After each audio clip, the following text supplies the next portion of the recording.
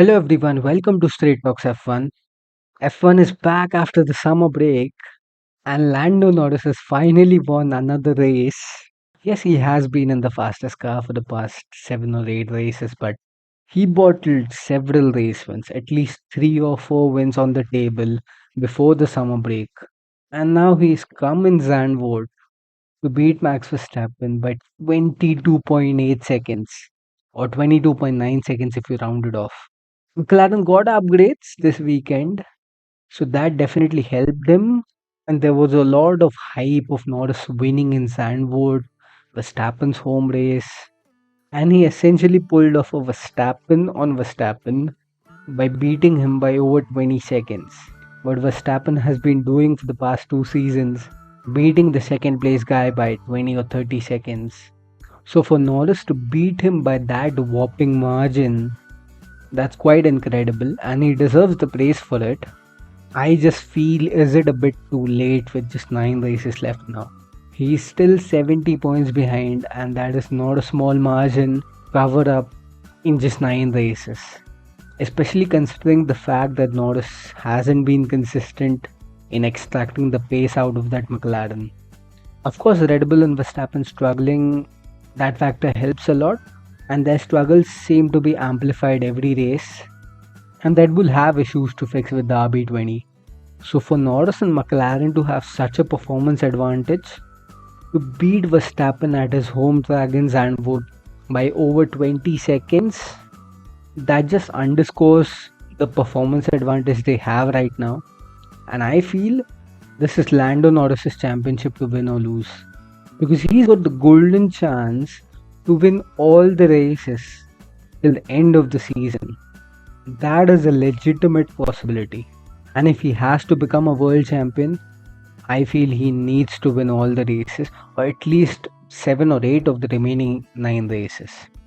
And he's got the ideal start to breach Verstappen's fortress, win the Dutch GP, and by such a dominant margin, that's the perfect start Norris and McLaren would have wanted for the business end of the season. Now, this win in Zandvoort could have been Lando Norris' 6th race win. Imola perhaps quite circumstantial, but Spain, Canada, Silverstone, and Belgium, these are the 4 races Norris could have won on his pure pace and extracting the most out of that McLaren. But be it poor starts, sometimes strategy calls in Silverstone and Canada from the team, but Belgium once again poor start. So he has left race wins on the table. And it's this inconsistency, the fact that he's won his second race after a span of 8 races between Miami and Zandvoort. He did not win a single race, despite having arguably the fastest car. Because the last 4 races, I would say McLaren was the fastest car. So Norris not winning any of those races, that's going to hurt him later in the season perhaps. At this stage, his deficit in the championship would have been around 40 points instead of 70. He had the pace advantage. The fact that he needed another upgrade in Zandvoort to unleash McLaren's potential, I think that's concerning overall from the championship perspective. I still feel if Norris can win every race, consistently get better starts, he can win the championship. And that's what the equation says. He has to win all the races, provided Max Verstappen finishes second in every race. There are 9 Grand Prix and 3 sprint races remaining. If Norris wins each one of those races, takes maximum points, and takes about 5 fastest lap points, he can win the championship by 1 point. And this is provided Verstappen finishes second in each of those races. He continues his metronomic performance despite not having the fastest car. So it's possible. And of course, if Verstappen has some reliability issues or crashes or has a lowly points finish, so that obviously gives further advantage to Norris and McLaren. So Verstappen's not going to make it easy for him. Unless there are reliability issues or DNFs, he's definitely not going to make it easy for Lando Norris. 70 points of advantage. He's going to play it very calmly, and Verstappen's learned that to play the percentage game to maximize his result for the championship. So Norris needs to make the most of McLaren's car advantage right now. And in the next three races, I would say Monza, Baku, Singapore. If Norris can sort of assert his authority over Verstappen, reduce his lead further, I think Red Bull and Verstappen will panic.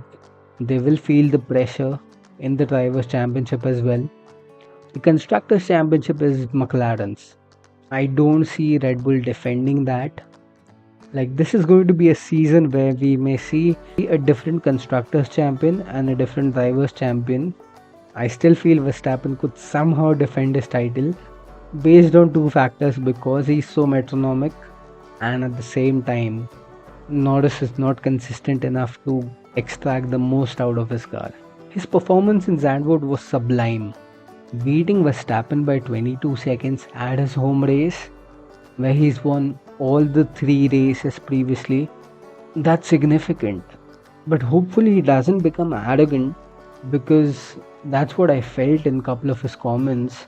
He said that race starts are overrated, which of course is a very playful and sarcastic comment, and he did not mean it, but at the same time, he needs to work upon his race starts. And he said so that he would want to work upon his race starts, because that's a very important aspect of any champion driver.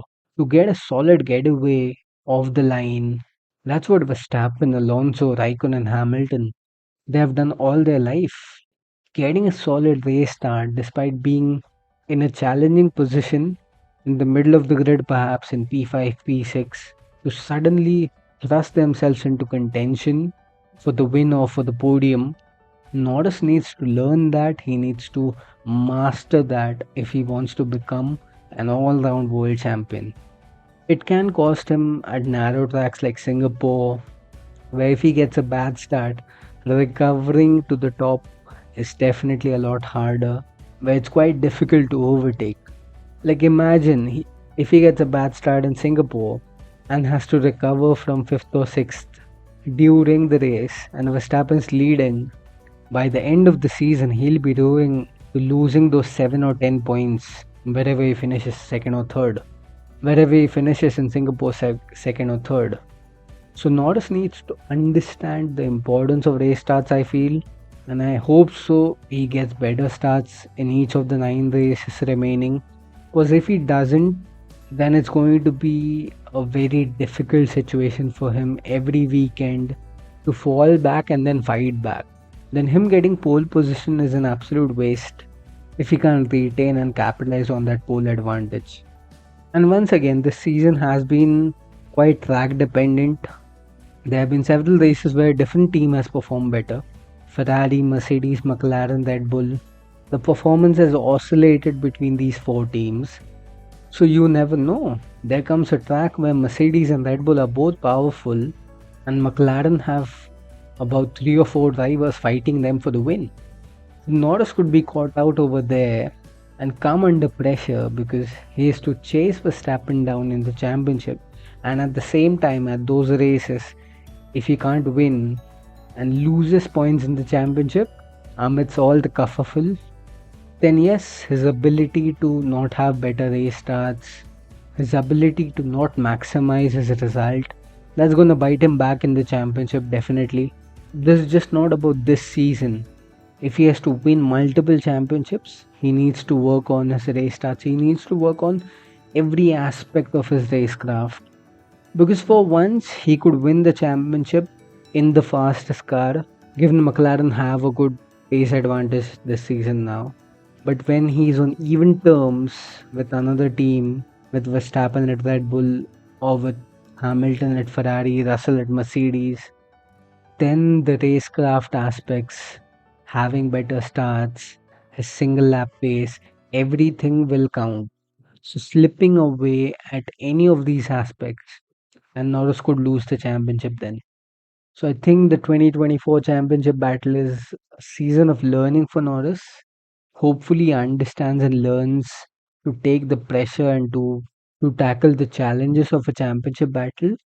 But yes, this season obviously he's got a golden chance to end Verstappen's Juggernaut streak of 3 consecutive championships. And he's got the car to do so, he's got the team to do so. Now winning in Zandvoort, he's got the momentum on his side. Winning in Monza next week, and then Baku and Singapore, that could set him very well to take his maiden championship this season. Now Verstappen and Red Bull struggles have carried on, and they knew that they won't find a silver bullet in Zandvoort all of a sudden. They have upgrades in the pipeline, but it's not going to happen anytime soon. Maybe in a few races' time. But currently, that Red Bull RB20 is looking like a shopping trolley, not willing to turn in.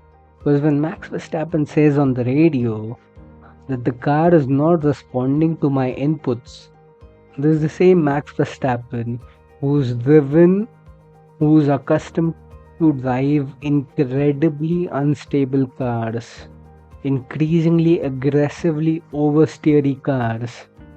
And this car is exactly opposite to it. There are issues with the stiffness of the suspension. It's causing understeer, it's causing ride issues with curbs and bumps. But still, Max Verstappen is a driver who can live with it and still extract performance out of it.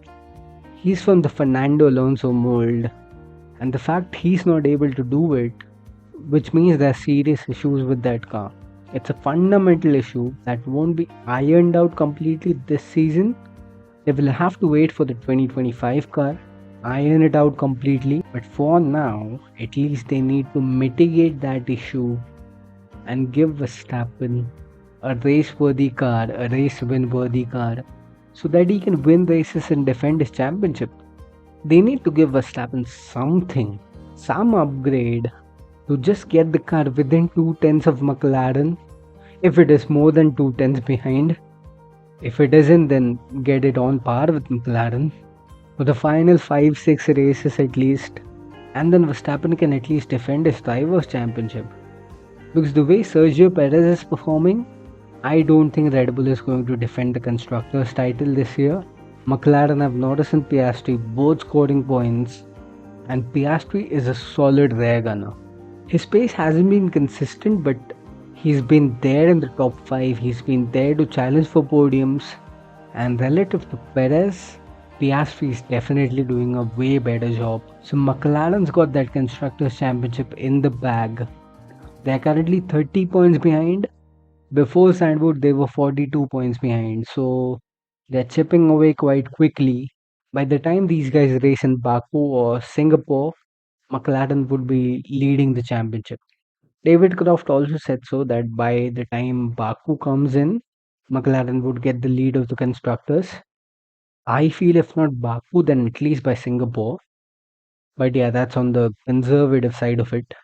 At this rate, McLaren would easily lead the constructors by even Monza if Red Bull have a shocker in Monza. So they need upgrades desperately. They need to figure out some sort of a solution to the issues with the car and give Verstappen something to fight with. Now, Williams, they had upgrades at this weekend and they were hoping to score more points. Currently, Williams are in ninth place in the constructors with only 4 points. They're only above Sauber, who have been nowhere in the championship. They were plumb last in Zandvoort and haven't even opened their account, scored 0 points. So Williams are basically last amidst the performing teams with 4 points. So this weekend, that upgrade could have got them points because Albon qualified in P8, and that was a very promising starting position at a track where it's difficult to overtake. Well, there was still quite a lot of overtaking in the midfield, especially for the last 2 point scoring positions. Albon could have got that had he started from P8, but his P8 grid slot only remained for 2 hours after qualifying because, yes, once again, a technical regulations breach. The upgraded floor that Williams got was outside the regulatory width of that floor body by a few millimeters. James Wallace described it as barely the width of a sandpaper. By few millimeters, Albon got disqualified and had to start from the back of the grid. I mean, rules are rules, and Bowles admitted that Williams got the regulations wrong. They need to go back and change their processes and everything to avoid such a breach again. But yeah, for the team wanting to climb up the grid, fight for podiums come 2026, they have signed Carlos Sainz recently, who's a three-time Grand Prix winner. They've got a promising talent in Alex Albon. So it just hurts that, Williams suffer these sort of issues. And this was the worsening of their situation because already Logan Sargent had crashed in FP3, which cost them a lot. That crash was horrific. His car was on fire, and he did not even take part in qualifying because the damage was so extensive. So he was, anyways, not going to have any chance for points. And then Albon also going to the back of the grid to score points from the back of the grid in Zandvoort in a Williams. That's as easy as getting a loyal partner in today's day and age.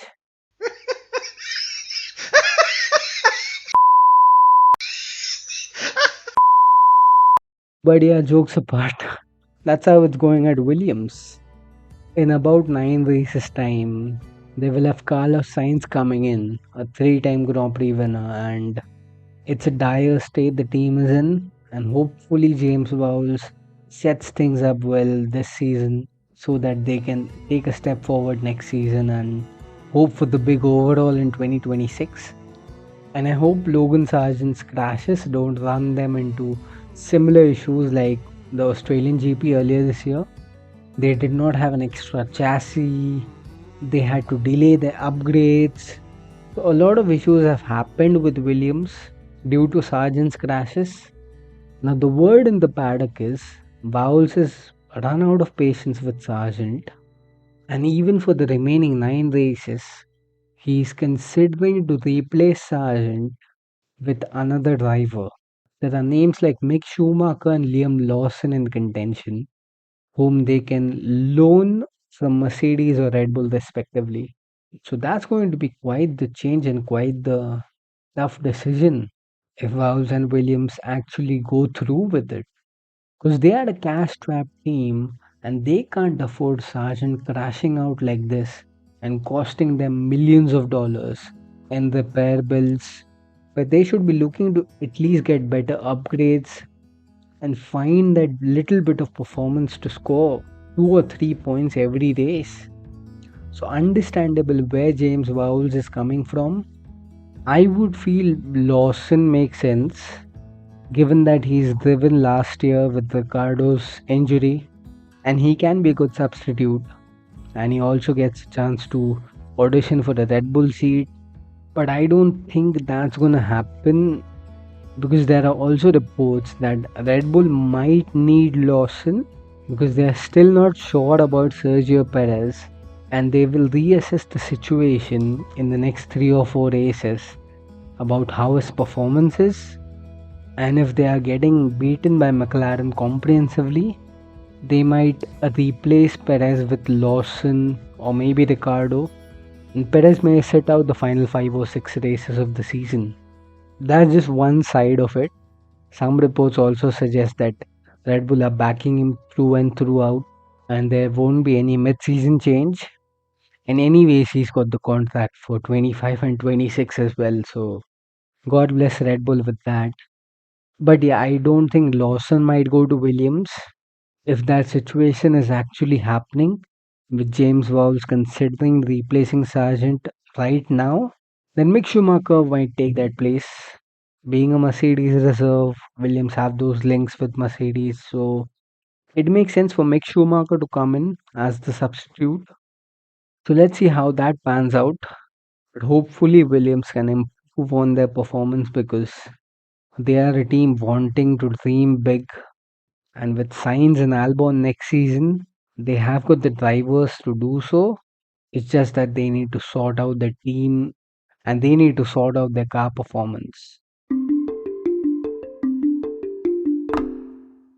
Now, considering Ferrari's pace, Charles Leclerc had a decent qualifying P6 starting slot. Carlos Sainz unfortunately got knocked out in Q2, but still, starting from P10, he recovered well to P5, and Leclerc from 6th to 3rd to get another podium where he did not expect a podium. Given how their pace was on Friday and Saturday, Ferrari were not expecting to get a podium. They have had Mercedes do better than them, they have had McLaren do better than them, and Red Bull have obviously been at the top. So for Ferrari to suddenly come into action, and the pace was a lot better on Sunday. In the race, Leclerc was lapping quite close to the leaders. Obviously, their pace is top, but they unlocked some performance in the race in Zandvoort, and they don't know how it came.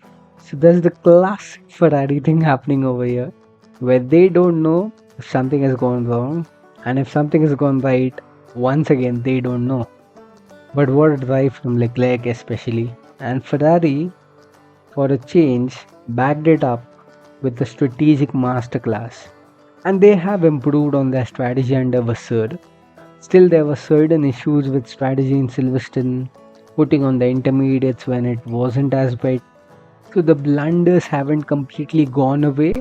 So this was quite refreshing to see. Ferrari have pulled off a brilliant strategy to get Leclerc a podium. He put the pressure on Piastri, and then they pulled off the undercut at the perfect time to get into the podium place and defend his way to the checkered flag. Absolutely amazing. It was a masterclass with strategy, with tire management, and to finish ahead of a McLaren and a Mercedes and a Red Bull. Hats off Charles Leclerc, hats off Ferrari. Now they have the next race weekend in Monza, their home race, the Italian GP. Last 2 years, they have suddenly come alive in Monza. Can they make it a hat trick?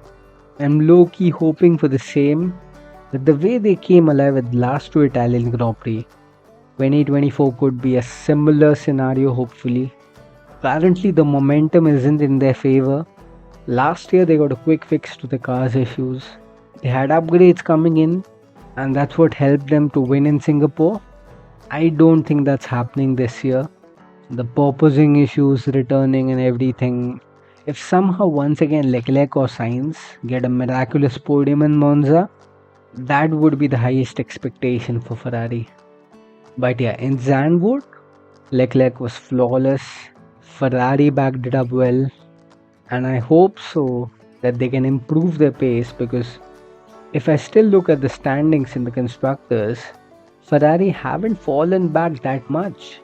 Red Bull are on 434 points, and obviously because they are struggling, so they are not scoring as much points as they were at the start of the season. And Ferrari, despite all their struggles, these podiums by Leclerc, those have kept them in the hunt with 370 points in third place. They are only 34 points behind McLaren and 64 points behind Red Bull. They are not out of contention for the championship. 9 races to go, 64 points in the constructors, quite achievable. But Ferrari need to improve their pace. They need to win races like last year in Singapore, and that could thrust them back into contention. And I hope this race in Zandvoort sparks that, stimulates that comeback. They figure out what caused that performance uptick in Zandvoort and get back into the fight for wins and podiums. Now, overall, not much to talk about the Dutch GP as a race. It was a rather regulation race with tire strategy coming in. A good race, not a boring one. Perhaps boring for the people who wanted to see a close battle for the win. By that standard, even Imola was boring, and then it got exciting in the last stage of the race. Similar thing for Austria. So this was a rather regulation race where we saw strategy coming into play and decent entertainment. Not every race can be a banger, and obviously Norris is dominant to win the headline of the race. Last year there was a lot of chaos with the rain coming in and everything. This year, just Norris and Verstappen having two different sort of races. Verstappen perhaps settling in for second, which is quite uncharacteristic of him to not fight and settle for the next best result. But yeah, that's how it panned out. Now, there was a lot of hype about Norris making a statement with this win and everything. I elaborated on this earlier. Is it really a statement worthy win? Because he hasn't won in the past 8 races, where he had the chance to at least win 3 or 4 races. His championship deficit would have been 30 or 40 points instead of 70. So he essentially bottled those wins, or McLaren bottled those for him with bad strategic calls. So is it really a statement worthy win? And he essentially needed another upgrade package unleash this performance. I feel he should be winning every race. As I said earlier, he needs to do that. And if he can win several races, go on a juggernaut, win every race by 10-20 seconds. That's a statement. Win Monza, win Baku, win Singapore, win Kota. That would be a statement. Beating Verstappen, ending a streak of championships, that would be a statement. And I know it's not Norris who's made that statement. It was Formula One's official Twitter handle who posted that graphic saying statement made 22.8 seconds. And it's good to celebrate the small wins.